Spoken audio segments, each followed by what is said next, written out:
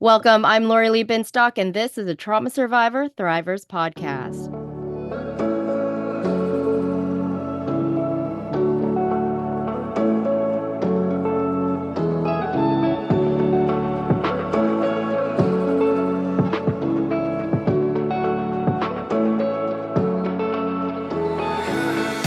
Thank you for joining us for a Trauma Survivor Thrivers podcast on Mental Health News Radio Network. This podcast is available wherever you get your podcasts, but I do suggest checking out Mental Health News Radio Network to find all your podcasts related to mental health. Today's guest is James Huysman, founder of the Toxic Abuse Relationship Network, a 501c3 charity dedicated to bringing worldwide awareness and treatment to those whose emotional reality has been distorted by narcissistic abuse. Dr. Jamie has 30 years of experience in healthcare and media. He has developed Celebrity Foundation serving millions. His trauma-informed clinical background has driven his passion to deal with this public health disaster in honor of his child and all children. Jamie, thank you so much for joining me today. Hey, Lori Lee, this is exactly where I wanted to be today, just being a part of your podcast and your overall outreach around the world. So thank you for having me. Well, I'm not sure if that intro really did you justice. I think there's just so much that you are doing in the field of mental health and including Anon, which I want to dive into. But first, I want to kind of know your story and how you came up with the Toxic Abuse Relationship Network. I thank you for asking that.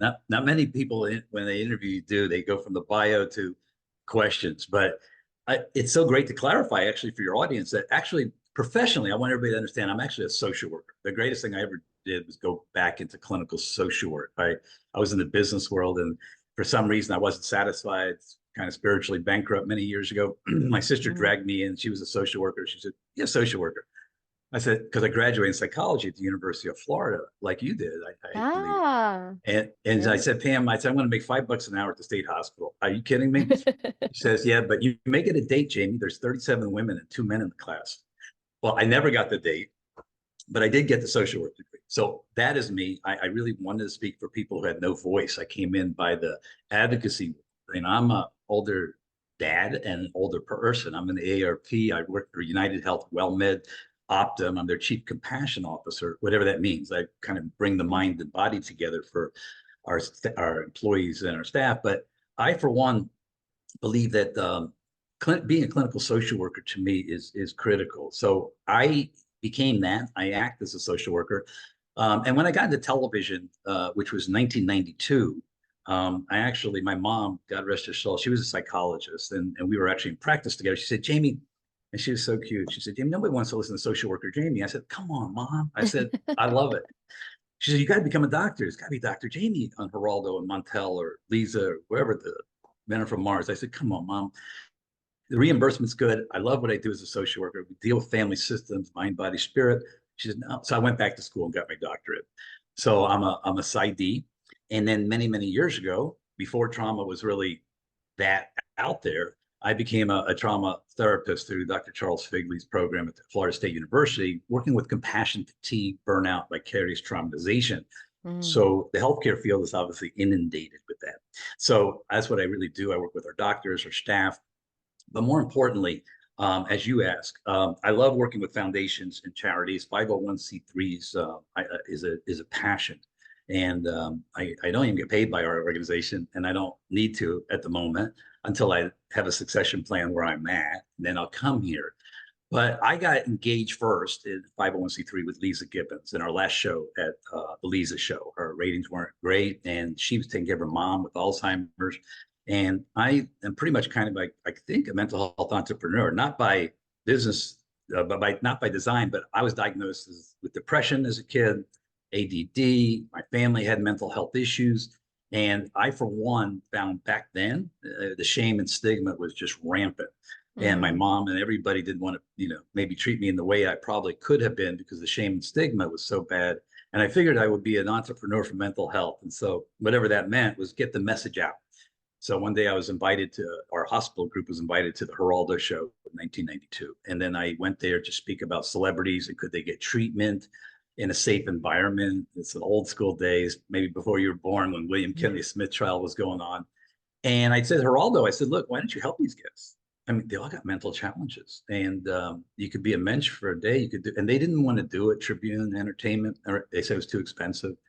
And then 6 months after, there was almost a murder suicide on his show, and they ended up calling me up in Washington D.C. actually, and they did an intervention on a man who was a actual sexual perpetrator. And they surprised him and his daughter on the third segment, something heinous that exploitive that TV does. No. And he went to kill his daughter. And they called me up and they said at 7 o'clock at night, do you know how to do an intervention? Because I'm an intervention person on a man who's got a gun to his daughter's head. And I said, it doesn't matter whether I am or not. I'm the only person who can really do it at 7 o'clock on a Friday night. So I talked to the man. The power of TV, Lori Lee, and media is that she had one call to make. One. And she called back to the TV show because it was from the show that the show was aired. The father was fired. She came back to actually kill her and said, if I can't have you, nobody will. And she called back to the producer. That should show you the power of media. You know, like it or not, America's a pretty celebrity driven culture. And, you know, we can see our politicians and the people we put in office. And she got one. And so what happened then was I finally talked him down, put the gun down. I took him back to his days of abuse because most abusers were abused as well. And somehow got him to put it down and flew them both down to a hospital in Fort Lauderdale. My friend had it. I said, I don't know where this is going. His name was D. Goldberg. And I said, I don't know where it's going, but would you help me? And then we separated the father the next day because it clinically wasn't appropriate to a perpetrator unit. And she stayed in Fort Lauderdale. And we started TV Aftercare, which began in 1992. I worked on 12 talk court reality shows for the next 20 years.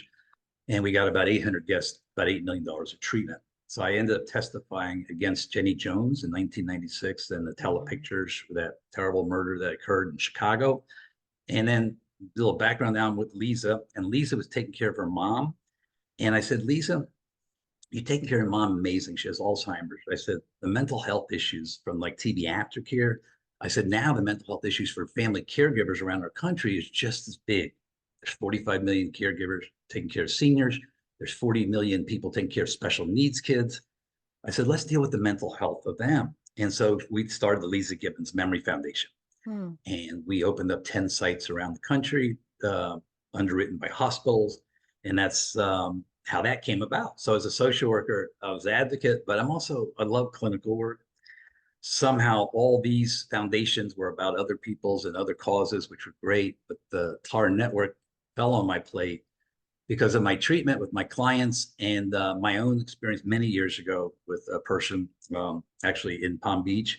When I discovered what toxic abusive relationships were, meaning I had been in therapy, I had taken care of myself, I've been in recovery for codependency for years, and it brought me to my knees. And I always said to myself, I was going to come back here and deal with what we call the cluster B: narcissism, histrionics, borderline, antisocial, the relationship disorders, because I felt if it killed me and it put me on my knees on the ground, it could do it to anybody. Yeah. So the TAR network was born, but it came from actually my endeavors working with mostly underserved men. Most of my clients are women, of course, because they have this marvelous emotional connection to themselves and they should be our leaders today. But men never got help, never did. So I would try to work with men. And then Partners in Men's Health came around and boom, I, of course, didn't want it to be a He Too movement. You know, it was the Harvey Weinstein stuff. And I said, let's just open it up. And found out that toxic abusive relationships are everywhere. And I found this fabulous person in Prague, which I'll get into, I guess, a little bit later. But that's how the TAR network was born. And it was born about 3 years ago. And it was to serve, like you said, toxic abusive relationships. We called it TAR, and I'll get into it for a strong reason. And I'll talk to you about it. Well, what is a toxic abuse relationship? Because I feel like that could be really an umbrella for a lot of abuse people deal with in relationships.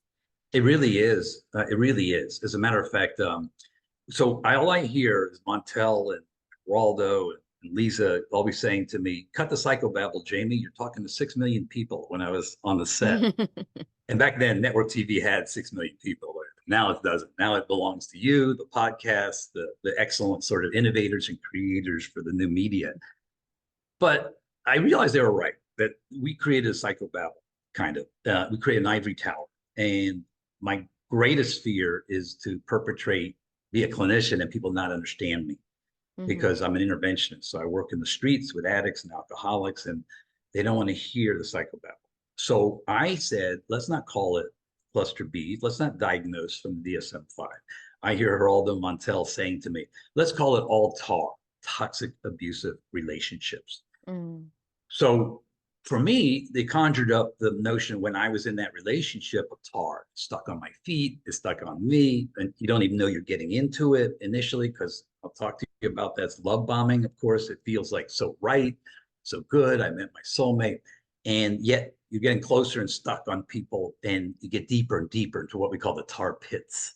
And you get dragged into the tar pits, and it hits your complex PTSD because it all feels right for you and it feels different for them. So the issue of tar, as I explain to people, is pretty interesting for me and for you. Listen, we all have attachment issues and attachment styles, right? I have an avoidant attachment style. I see my therapist all the time about that. Some people have a secure attachment style. Some people are anxious, right? You see that in dating forums, right? And I think that if you get the book Attached, it helps you a lot understand that. TAR can oscillate to the other end of the continuum. So if we all have attachment issues, which we do, it's a fascinating sort of concept. Marshall Linehan started the DBT movement in the 80s. The attachment theory came out also at that time. So your question is great, because how do we know it's a toxic abusive relationship? Where is the cutoff point? Because when you talk about the relationship disorders, you're talking about people with 5 indicators or greater that you can make a diagnosis of a cluster B, which is narcissistic personality disorder, borderline, etc. So I say TAR, which is the dark triad. It's the sticky stuff. But for us, everybody says, what's TAR? I said, TAR is a person with a lack of empathy, can't feel what you're feeling, can't bear witness to your pain, can't meet you in the middle with that. It's a person with very little or no accountability. So they can't say, I did something wrong here. Maybe I can learn from this experience. Oh my gosh, I'm human. They go into a shame spiral, which is, they have an attachment disorder, remember? So they're stuck between the ages of 4 and 8. So they go into a shame spiral. So it's a person that literally can't be accountable. And then ultimately, and it's tough for people to understand the Machiavellian principle, they're transactional. So at a young age, and I have deep compassion. I want to make this clear. I had gone through the anger journey and hell and damnation. This person's evil, and I don't think any child wants to be evil, but I'd gone through the whole gamut, and I have compassion for them. I don't think any child wants to be evil. It's really bad, inconsistent, terrible parenting. So, and we can get into that later. It's part of our foundation is how we address that. But for me, TAR is when you get into that relationship, it so feels right, but you'll start noticing these red flags and these signs that somebody is lack of empathy. They don't understand you. They start talking gobbledygook with gaslighting, word salad. It's never my problem. It's always yours. They'll rearrange it like that. And believe me, we're receptive. We have to own our accountability as empaths and codependents in this relationship. Like, what so am there I is a doing? role from both. There is. You can't keep blaming them. It's impossible. And revenge to me is taking care of your life, is healing your life. It's being the best you can be. Because as a therapist, and clinically trained, as I said, I was lost in that world. I was in the fog of war. I remember years and years ago. And you just can't keep saying it's them. They have a mental challenge. They have a disorder, usually. Those who are 5 indicators or greater. I'm going to say this because you asked me a specific question. Those at 5 indicators or greater have a disorder. So I can't keep blaming them. Why am I here? Why am I taking this emotional abuse? Why does this feel comfortable to me? Why would I put up with all this? And keep asking yourself. And it brought me back years and years ago to my complex post-traumatic stress, which I had never looked at. I had looked at my own recovery from codependency. Codependency is basically, people, places, and things creating your self-esteem. I grew up the hero child in a very difficult relationship my parents had. And it wasn't codependency. I think addictions are a trauma response. And I learned it the hard way. And so when I got into recovery for complex PTSD, it all started making sense. And I started seeing tar everywhere, men, women, the caregiver movement I was in, work sites, which I do right now. I work with toxic work sites. I have to make the same call of what you're saying now with a medical director, a clinic administrator, as I would with a partner. So I think the question's great. I do think if you're feeling those red flags, I think you should get into a trauma trained therapist immediately and reflect with them and let them be your guide, your facilitator. If it's feeling that in your body, it's probably true.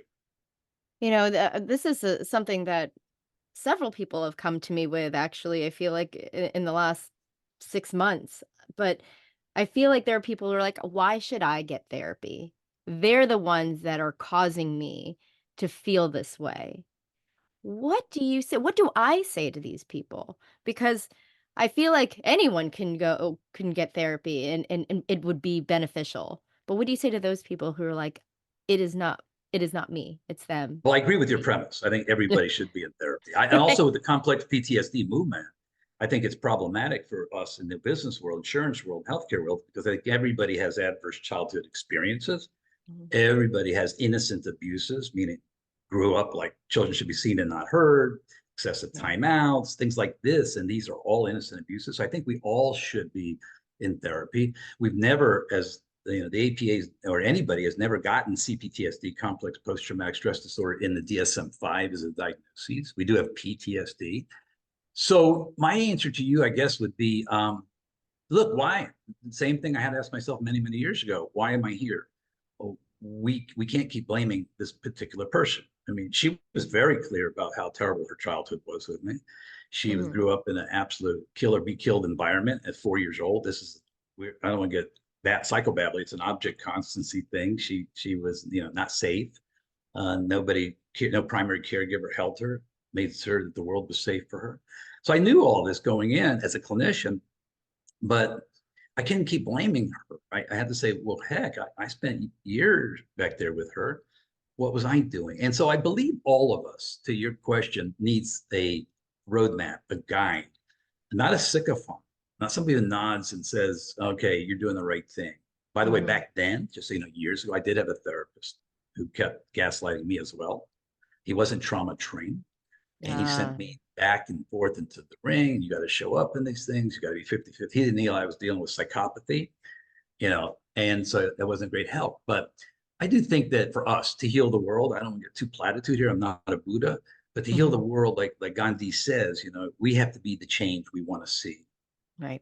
So I think anybody says, I don't need therapy. I don't need reflecting back. I don't need a safe place. Because Carl Jung says if 80% is just the bond, the therapeutic safety, the other 20% Mhm. happens. People who resist that, and it's more because of shame and stigma, I think are actually resisting growing, healing, owning. I believe, and this is just my deal, is that healing our lives is not sitting on a mountain in Tibet and having a spiritual awakening. I did that maybe in the program, and I still do in Codependency Anonymous. Healing our life is becoming, like your powerful effort, authentic. It's becoming authentic. It's peeling these layers that the first 10 years of our life, which is I call, and Gabor Mate says it better, we spend 10 years of our life becoming who we are. We spend the next 70 years trying to get out of it. So we become Yeah. imprinted in our minds, our neurological system, our brainstem, our amygdala, 0 to 4, which we can't even touch as therapists, right? As the trauma. Like my partner right now is having her baby. I said, Mila, be mindful of 0 to 4. Nobody thinks about it. And then 4 to 8. So I just believe it. We need it. It's like going to the gym, Lord Lee. It's not. That shouldn't take just a trauma for us to do that. If we're working on our bodies, why aren't we working on our minds?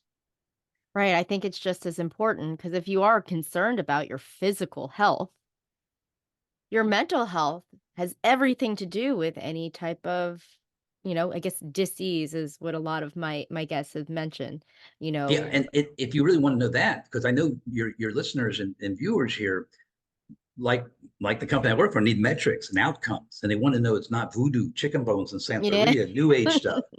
Let me tell everybody to go to cdc.gov, CDC, Centers for Disease Control.gov, Mhm. and look up the Kaiser Permanente ACE studies, the Adverse Childhood Experience studies. Powerful, longitudinal studies, 20 something years still going. Wow. tens of thousands of people, how the adverse childhood experiences of youth and growing up in very difficult situations play a role in our shortened lifespan, in our terrible resilient, the dearth of our resiliency in dealing with traumas today, how we greet our partners, how we make our lives. The mind and body are inextricably bound up. And at my job today is where I have to bring it in. I think the worst thing American healthcare has ever done was separate these two worlds, psychiatry over here, the medical here, the dental over there. And so this is something now we have to bring it all home. And yeah, the one somebody wants to see the ACE studies, they will see what you're speaking about here. That if you don't pay attention to that childhood trauma, the adverse childhood experiences, it will shorten your life. It'll impact you terribly later.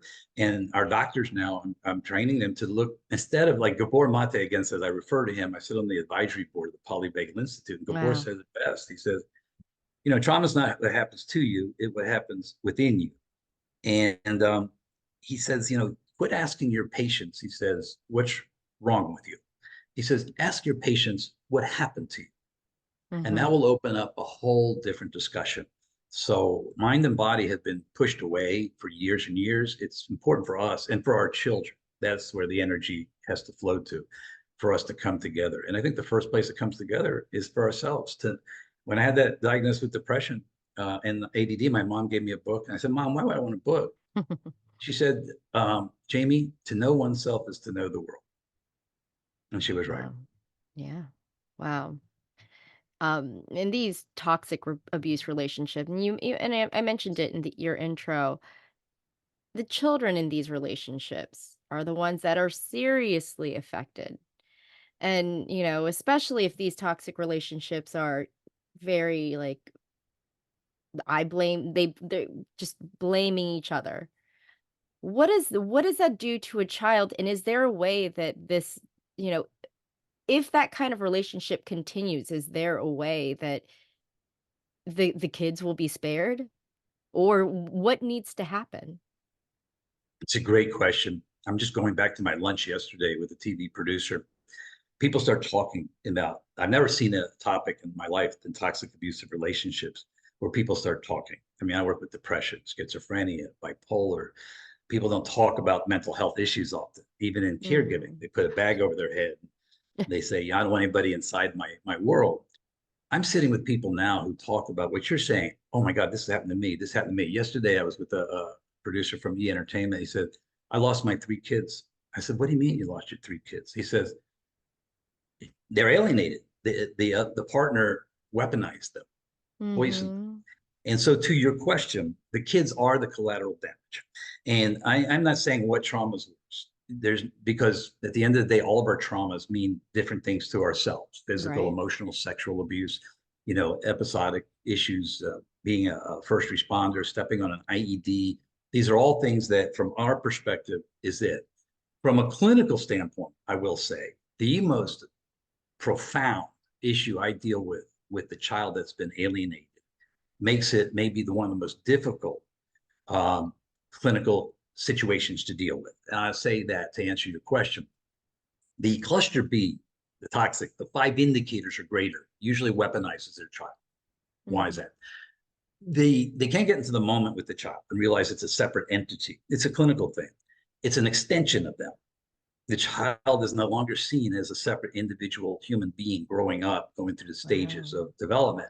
It's an extension of me. So if you look terrible, I look terrible. If she's terrible, if she's making bad grades or he's making bad grades, I look bad.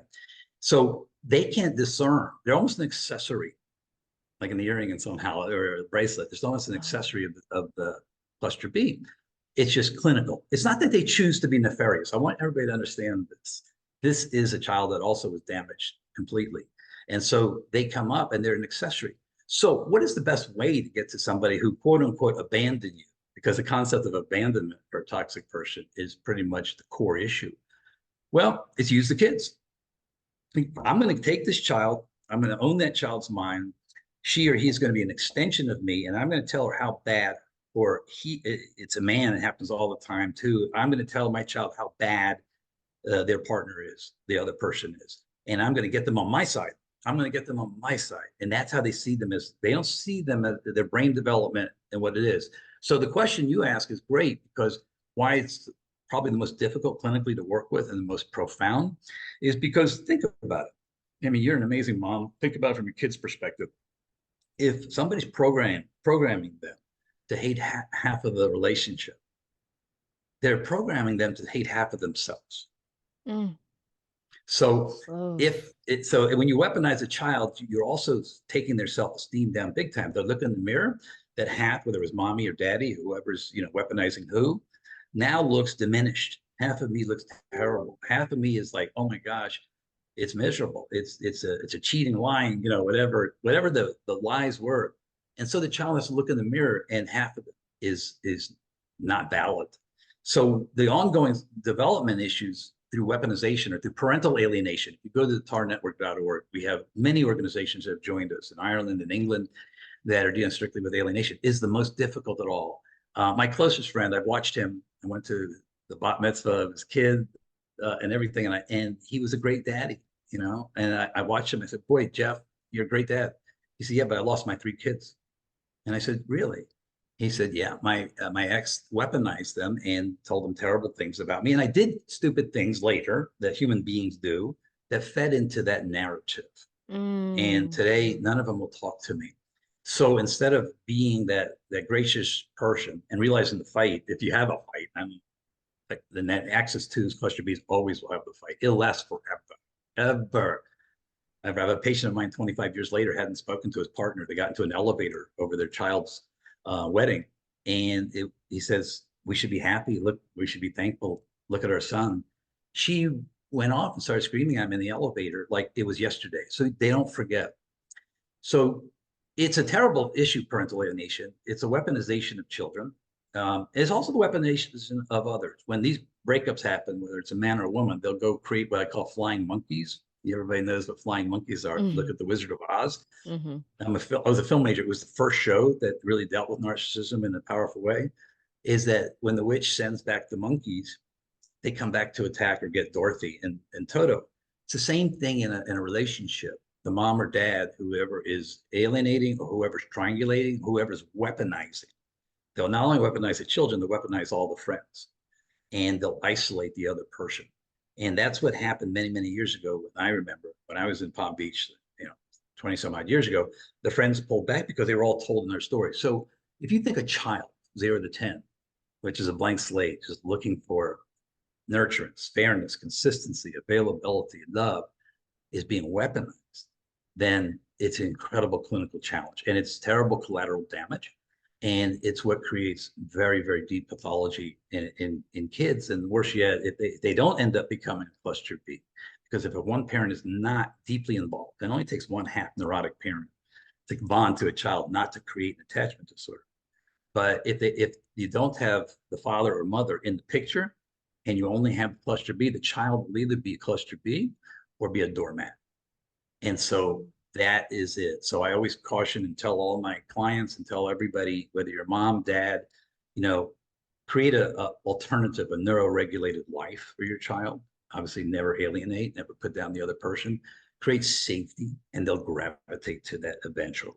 Yeah. It's a long bet. It's a long haul, but there's nothing like alienation. It is an absolute nightmare, and we're dealing with tragedy everywhere we go, and I see it in clinical situations. Oh gosh. Yeah, it is interesting how easily you can mold a child's mind. When like my son for the longest time would not want to eat whatever I made. What are we eating for dinner? I'm making this. I don't want that. Immediately. He does sometimes he doesn't even hear what I say because then later he'll be like, "What are we having for dinner?" I'm like this. I don't want that. And then it took me a little bit and I was just like, "You know what? Why don't you go in thinking it's going to be delicious and just tell yourself, I can't wait for dinner." And then when I give you dinner and then, you can decide when you try it. And for 2 weeks, that worked so well. He actually ate all of his dinner. He's like, "Oh, this is delicious." It's just like it was like, "I can't believe this is what's happening right now." And it went well for 2 weeks because then it was like a reminder, "Let's get excited about dinner."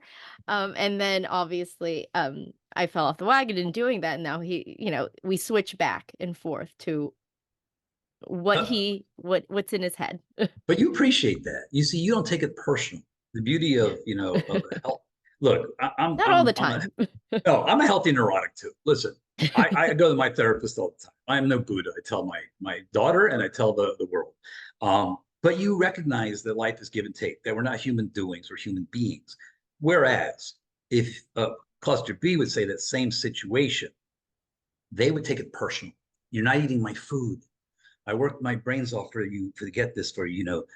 When your son was just individuating and trying to test out boundaries and being a child, and you recognize the autonomy, you kind of laugh about it. You'll get back on the horse and you'll become consistent later. But you saw the human condition here, and you worked with him, and you appreciate it. You and I smile over it. They don't smile. They take it personal, and you're not eating my food. You're not going to eat. You're going to go time out. You're going to be gone. It's black or white. It's a binary issue. And that's another thing, back to your other question.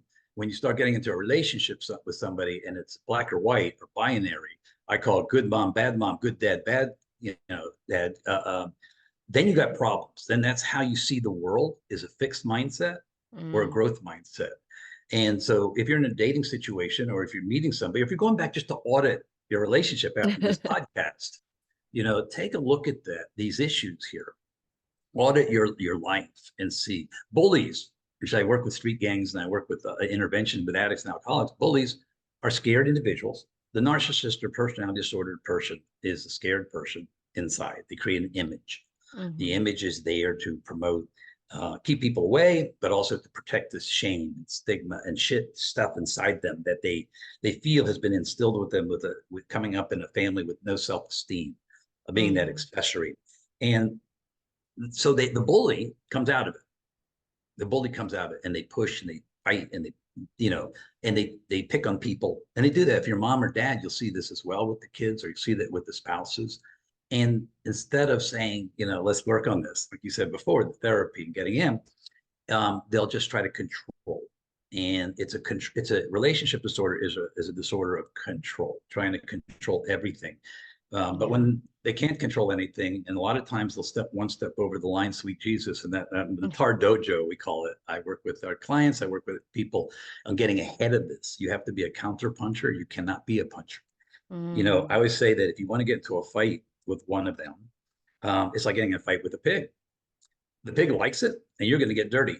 Right. So you have to totally understand that you have to get one step ahead of the process, healing your life, watching for them to make a mistake, if you will, neuroparenting properly so your child feels safe, and realizing radical acceptance. And this is tough for me as a therapist too, way back when, that you can't change them. That is the issue. You can't change them. And it didn't happen on your watch. It happened on their parents' watch. So you can't take it personal. Yeah. Well, it is tragic, but for toxic abuse relationships, you have a solution. You have TAR Anon, which I really want to get into. So tell me a little bit about TAR Anon. I'd love to. And thank you for allowing us to do that. I hope you air this all the time. And I hope we use this all the time. But May is Mental Health Awareness. And we're working with a national organization, Let's Heal Us, Let's Heal US, as representatives of many, many organizations. And the TAR Network, which is the foundation we created, and we have a great international team around it, had 3 projects in mind. One was all the things that people weren't there to fill in gaps in care. So there wasn't a complex PTSD center. Years and years ago, everybody wanted to put me in some codependency center. I said, guys, I clinically write those things. I oversee them. I've been in recovery for ages. I'm still on my knees. What's up? So there's no complex PTSD. So we're building that in Fort Lauderdale right now. It should be open in about 8 months. It'll be called Oasis here in Las Olas. The second thing we want to do, and I'll jump to the last one, is the prevention piece. Is that no child wants to be evil. So we want to develop and roll out parenting programs, neuro-regulated parenting, which our foundation will beg you to be involved with, because I think that's where your passion and sweet spot and what we need, our blind spots can be. We want to get all points of view. And I think you would be fabulous with that. But to prevention, our North Star, especially at my age, has to be prevention. I'm not going to change one narcissist, one histrionic, one borderline in this world, period. I know that. It's it's baked in. But what we can do is prevent them through the parenting program, the TAR Dojo neuro parenting program. And so we're going to scale that around we hope, hospitals in America and then internationally. But Anon is launching in May, and which is Mental Health Awareness Month. Anon was something also I didn't receive many, many years ago. And I was in recovery and I was going to Coda. My wonderful friend and my only wife, my first wife I had after this terrible thing.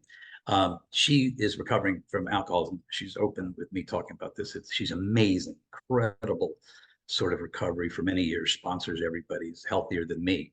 She's just doing great. And she lives up in Jacksonville, her old hometown now, taking care of her father. I would go to meetings, to AA, to CODA. Nobody would understand the surrealistic nature of a toxic abusive relationship. Nobody would understand the questions that you're saying, that somebody's weaponizing the children and taking them away from me. No, they wanted to know, put a cork in the bottle, don't drink and go to a meeting. They wanted to know about people, places, and things, and my self-esteem and CODA. You couldn't say these things. And so back then I realized there was no free support group. Anonymous. I love AA, NA, CODA. I believe Bill and Bob, the creators in the 40s, did it right. They had emotional regulation and co-regulation in mind. And you know, as a trauma inspired person, informed person yourself, that's the key to healthy life, is emotional regulation. We look behind me. Mine's obviously rock and roll. I love music, but I go to concerts because we're all like-minded. That's co-regulation. And so, you know, I feel that they had it right. We do right now support groups on intherooms.com, which has about 1.5 million people in 20 countries, and we're doing it every week. It's free. I don't want to have access or block access any longer to this. I think it's vital. They're in churches, ashrams, synagogues, AA, NA, CODA, right? And now we have the ability to do things online. So we wanted to create, as a third project for the TAR network, TAR, Toxic Abusive Relationships Anonymous.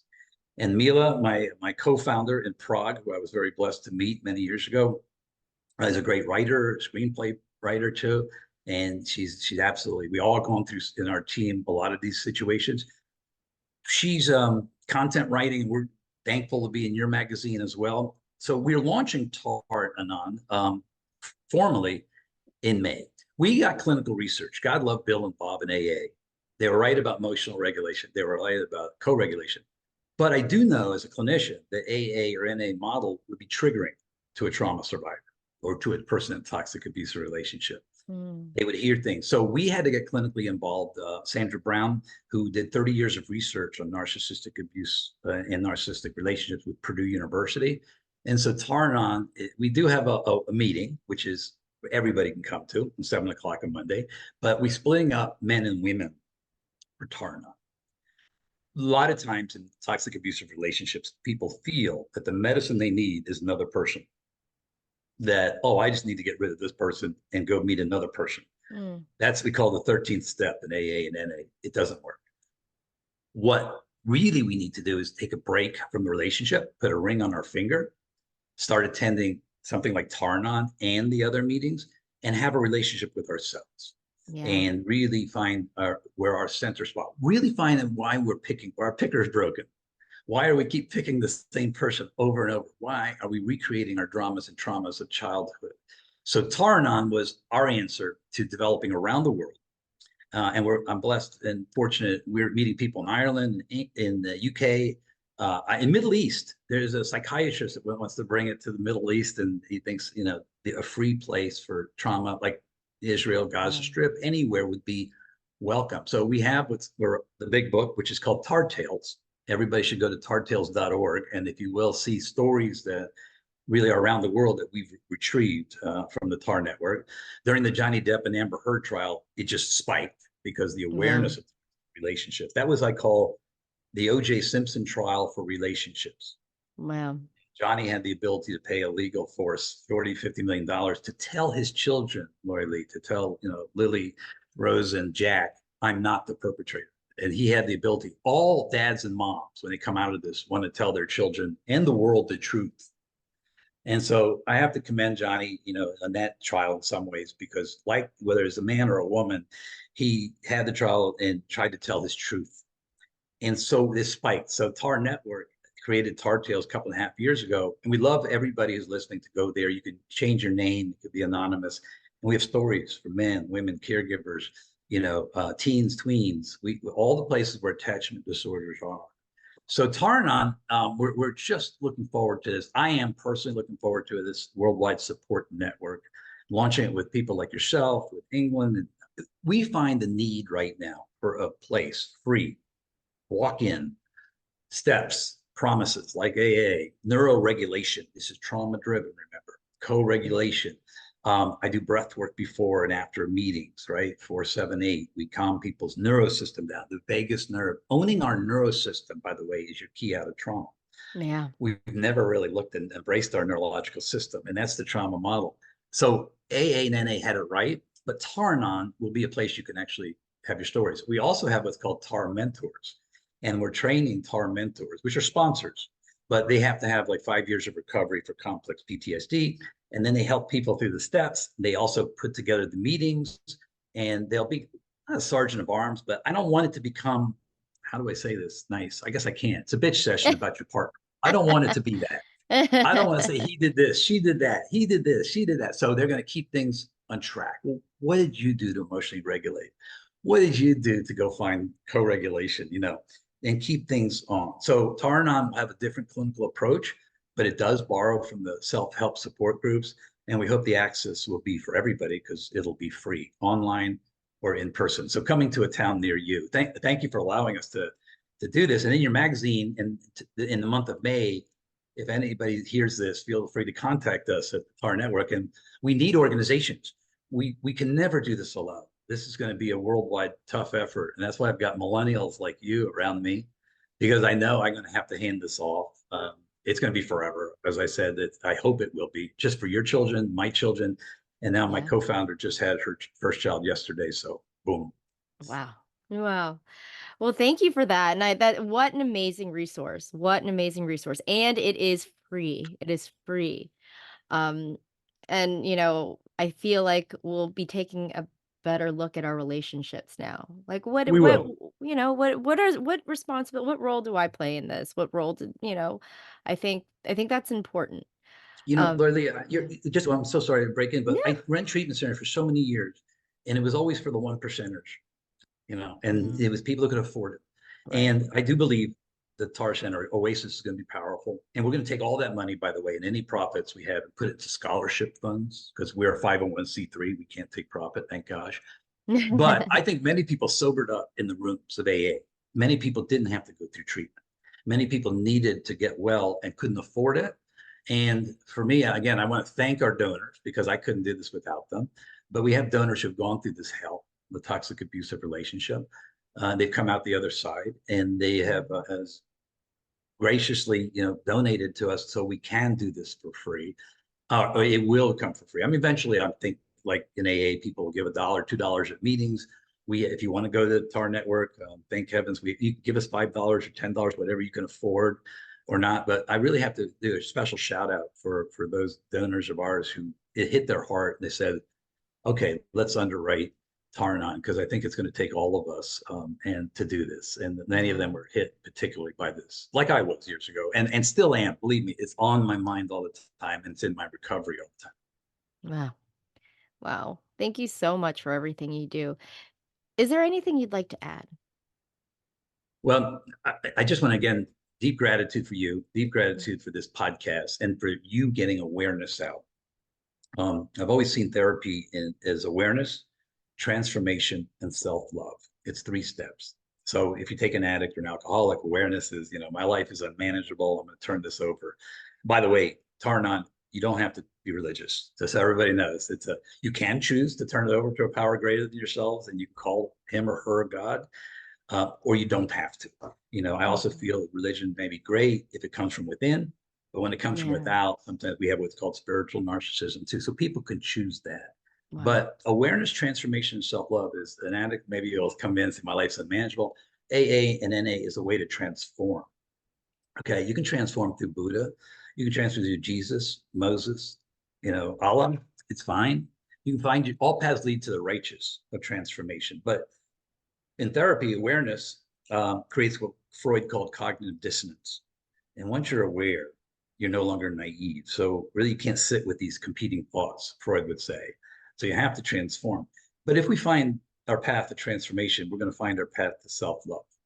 And that is the key here is authenticity and not having to manage people and produce people around you, keeping our energy. Why they call them energy vampires is because these relationships suck our energy totally out and leave nothing there. It's like The Walking Dead. By the way, just so everybody knows the pandemic, we see 1 out of 8 people, the American Psychological Association, that has an attachment disorder, which impacts in America alone up to 200 million collateral damage in the work site, kids we were talking about, partners, high conflict caregiving. So awareness, transformation, self-love. All I can say is that I deeply appreciate this interview. I appreciate you, your magazine, your outreach. We would love to be a part of any group out there.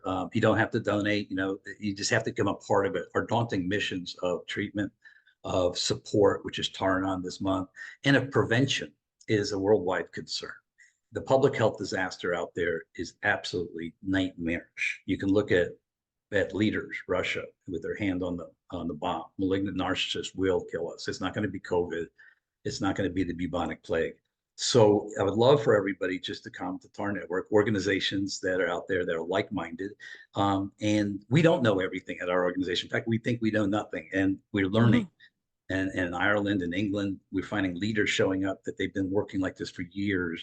And they say, how can we come together? So we'll put a button on our website, TAR Network for Ireland, for meetings, for this or for that. So we're creating what's called maybe the Library of Congress for toxic abusive relationships. We're inviting, if you will, everybody in who's listening to your podcast, who is reading your magazine, just to become part of this. The only motive we've got here is to make this place a better world for my child, Mila's child, your beautiful children, and for their children. And it's going to be a daunting task. So I guess if I have anything to say, is everybody please come join us at the TAR Network, and let's see how we can work together to make this world a better place. Absolutely. So well said. Thank you so much. I really enjoyed this interview and just really gave a lot of context to a lot of how children, especially how children are affected by these toxic relationships. And so I'm so grateful. So I'm grateful. grateful to you too. Thank you so much for having us. I really look forward to the future and working with your organization. Absolutely. That was James Huysman, founder of the Toxic Abuse Relationship Network, or TAR Network. For more information on Jamie, TAR, and TAR-Anon, you can go to tarnetwork.org or check out the links in the show notes. May's issue of Authentic Insider is out, and Jamie has contributed to a piece that you won't want to miss. Check out Authentic Insider at traumasurvivorthriver.com. That's traumasurvivorthriver.com, as well as past episodes of a Trauma Survivor Thrivers podcast. If you haven't already, please subscribe to my email list to get Authentic Insider magazine in your inbox monthly. Join us next week when I speak with Sherry Kaplan, an expert in integrative mental health and plant medicine, when we discuss how healing trauma is a process in healing the mind, body, and the soul. You've been listening to a Trauma Survivor Thrivers podcast. I'm Lori Lee Benstock. Thank you for being a part of the conversation. Take care.